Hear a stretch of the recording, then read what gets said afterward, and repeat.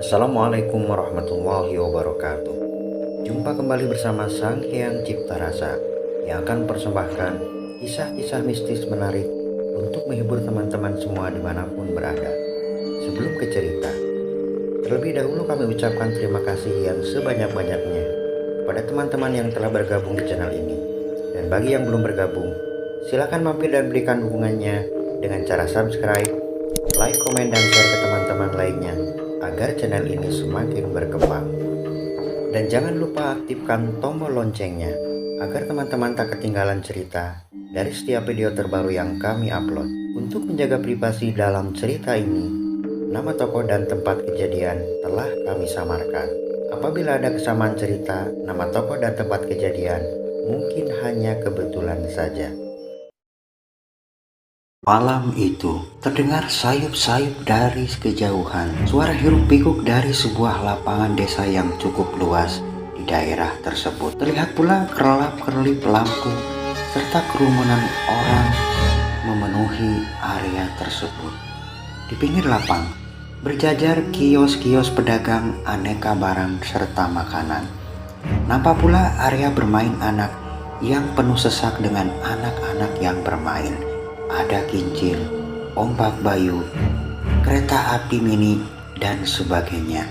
Bahkan di pojok lapangan terdapat sebuah rumah-rumahan berbentuk aneh dan menyeramkan dengan sebuah tulisan terpampang di atas pintu masuk, yaitu rumah hantu. Melihat tulisan yang terpampang saja tentu sudah sangat menyeramkan membayangkannya, apalagi masuk ke dalamnya. Keramaian itu ternyata adalah sebuah acara hajatan desa yang orang-orang menyebutnya dengan pasar malam, yang diadakan setahun sekali di desa tersebut.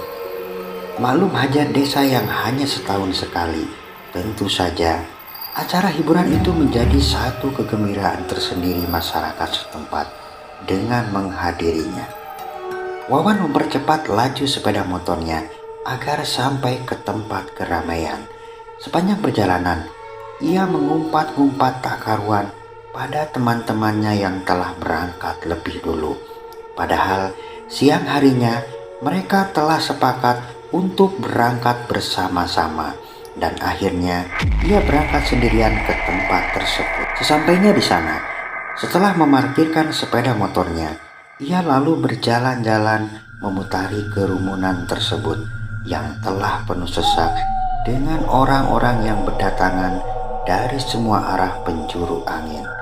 Beberapa lama ia berada di sana, namun ia tak juga menemukan teman-temannya. Pada kemana ya? Gumamnya kesal. Ia pun kembali berkeliling, tak terasa langkahnya malah berhenti di depan gapura rumah hantu. Terdengar dari dalam rumah hantu itu suara orang-orang yang berteriak-teriak ketakutan. Ia pun semakin penasaran, ada apakah di dalam rumah hantu tersebut. Setelah membeli tiket, ia pun masuk ke dalam rumah hantu tersebut. Langkah pertama, ia memasuki ruangan yang hanya diterangi lampu temaram. Tercium aroma mistis yang membuat bulu kuduknya merinding.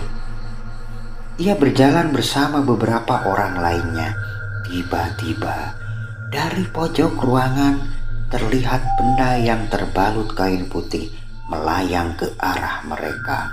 Sontak saja orang-orang menjerit bersamaan, tak terkecuali Wawan. Ia menjerit seraya mengepalkan tangannya pada benda putih tersebut. Segera orang-orang berlarian ke arah ruangan lainnya. Baru saja melewati pintu masuk ruangan itu, ada sebuah benda putih jatuh tepat menimpa tubuh Wawan. Ia tak sempat menghindari. Dengan sekuat tenaga, ia mengepalkan tangannya lalu menghantam benda putih itu berkali-kali. Dan benda itu pun terjatuh dan tergeletak di dekat kakinya. Ternyata benda itu hanya orang-orangan yang dibalut kain putih. Saking kesalnya, Ia lalu melampiaskan kekesalannya pada orang-orangan yang masih tergeletak itu. Diinjaknya berkali-kali dengan sekuat tenaga. Setelah itu, ia pun memasuki ruangan lainnya. Ruangan yang penuh dengan orang-orangan yang menyeramkan telah ia telusuri semua. Setelah puas, ia pun keluar dari rumah hantu tersebut. Kembali ia mencari teman-temannya, namun tetap tak jua ditemukan. Malam pun semakin larut. Satu persatu, orang-orang meninggalkan area tersebut. Namun, seketika pandangannya berbinar-binar, manakala matanya tertuju pada dua orang gadis yang sepertinya kakak beradik. Didekatinya kedua gadis itu, berbasa-basi ia hendak mengantar kedua gadis itu ke rumahnya. Pucuk dicinta, ulam pun tiba. Kedua gadis itu akhirnya mau diantarkan ke rumahnya yang tak jauh dari area lapang tersebut. Karena keasikan mengobrol, ia sampai lupa waktu. Ia baru tersadar ketika orang tua gadis itu menyuruhnya pulang karena hari telah larut malam. Lalu kembali ke tempat di mana sepeda motornya berada. Setelah itu, ia pun memacu kendaraannya menembus kegelapan malam itu. Di awal perjalanan pulang, ia masih berpapasan dengan pengendara motor lainnya. Pada satu tikungan jalan yang gelap dan sepi, tiba-tiba dari arah belakang ia merasa seperti ada yang mengikuti. Penasaran ia menoleh ke belakang. Benar saja, di belakangnya nampak sosok putih melayang mengikuti laju sepeda motornya.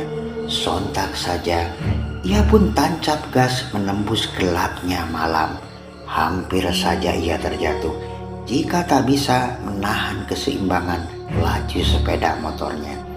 Ketakutan semakin bertambah manakala dari arah depan terlihat oleh sorot lampu sepeda motornya sosok putih yang tadi berada di belakangnya kini telah berdiri menghadang dari arah depan.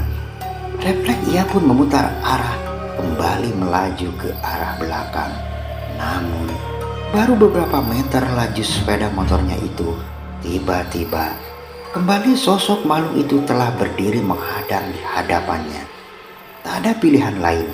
Dengan rasa takut yang teramat sangat, ia memberanikan diri menabrak sosok yang menghadangnya. Dan ia seperti menabrak ruang kosong. Dengan cepat ia memacu kendaraannya tanpa memperhatikan laju kendaraannya. Karena panik, ia malah menghantam pagar pembatas jalan. Seketika ia pun terjatuh tertimpa sepeda motornya sendiri. Dahinya membentur batu-batu jalan di bawahnya. Ia pun lalu mengerang-ngerang kesakitan. Dari dahinya mengucur darah segar. Segera ia mengusap darah yang mengucur ke wajahnya. Di tengah rasa sakit dan takut itulah, tiba-tiba terdengar sayup-sayup dari kejauhan deru beberapa sepeda motor yang akan melewati jalan di mana ia berada saat itu. Deru sepeda motor semakin mendekat. Ia pun bangkit dan berteriak-teriak seraya melambai-lambaikan tangannya. Namun, seketika ia berhenti berteriak manakala pengendara sepeda motor itu bukanlah manusia, melainkan sosok-sosok putih yang ia lihat pada rumah hantu di tempat hiburan. Karena takut yang teramat sangat, ia pun pingsan di tempat tersebut. Keesokan harinya, teman-temannya menemukan Wawan masih tergeletak pingsan di dekat sepeda motornya. Kejadian itu membuat Wawan jatuh sakit beberapa hari karena trauma dengan apa yang ia alami semalam. Nah teman-teman, sampai di sini ceritanya. Semoga dapat menghibur kalian semua dimanapun berada. Terima kasih bagi teman-teman yang telah menonton dan mendengarkan ceritanya. Mohon maaf apabila ada salah-salah kata. Sampai jumpa di kisah mistis selanjutnya hanya di Sang Hyang Cipta Rasa. Assalamualaikum warahmatullahi wabarakatuh.